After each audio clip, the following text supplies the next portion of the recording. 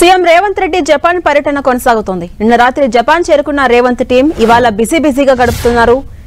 CM Revanth Reddy ఇవాళ టోక్యోలోని Sony group, Japan international cooperation agency, JETRO, Japan bio industry association వివిధ సంస్థలతో కాసేపట్లో సమావేశం కాబోతున్నారు. మధ్యాహ్నం JETRO, Japan bio industry association తో సమావేశమవుతారు. ఇక సాయంత్రం తోషిబా ఫ్యాక్టరీని రాష్ట్ర బృందం సందర్శించబోతోంది.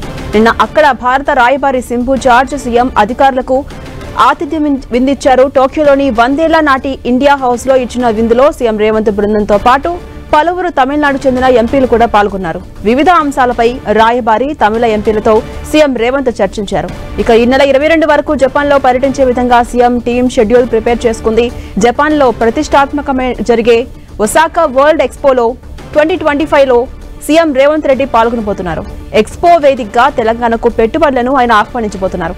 ఇక తెలంగాణలో ఉన్న అవకాశాలను, సదుపాయాలను పారిశ్రామికవేత్తలకు వివరించబోతున్నారు రేవంత్ రెడ్డి. ఈ ఎక్స్పోలో ప్రపంచ దేశాల నుంచి ఎంతో మంది పారిశ్రామిక ప్రతినిధులు పాల్గొనబోతుండటంతో రాష్ట్రానికి గ్లోబల్ ఎక్స్పోజర్ సాధించే దిశగా రేవంత్ బృందం ప్రయత్నించబోతోంది. ఇక ఈ ఎక్స్పో వేదికపై తెలంగాణ పెవిలియన్ ను ప్రారంభించబోతున్నారు. ముఖ్యమంత్రి హోదాలో రేవంత్ రెడ్డి మూడోసారి విదేశీ పర్యటన చేస్తున్నారు. గత ఏడాది అమెరికాలో పర్యటించగా ఈ ఏడాది జనవరిలో దావోస్ లో పర్యటించారు రేవంత్ రెడ్డి. ఇప్పుడు జపాన్ టూర్ లో భాగంగా CM Revanth team Tokyo, mount Fuji, Osaka, హిరోషిమాలో పర్యటిస్తున్నారు. ఆయా నగరాల్లో జపాన్ ప్రభుత్వ ప్రతినిధులు, ప్రముఖ కంపెనీల పారిశ్రామికవేత్తలతో సీఎం బృందం రౌండ్ టేబుల్ మీటింగ్స్ లో కూడా పాల్గొనబోతోంది. రాష్ట్రంలో తమ ప్రభుత్వం చేపట్టిన ఫ్యూచర్ సిటీ, మూసీ ప్రక్షాళన, మెట్రో 2 విస్తరణ, స్కిల్ యూనివర్సిటీస్ తో పాటు పారిశ్రామిక రంగానికి ప్రభుత్వం ఇస్తున్న రాయితీలను వివరించబోతున్నారు సీఎం రేవంత్ రెడ్డి.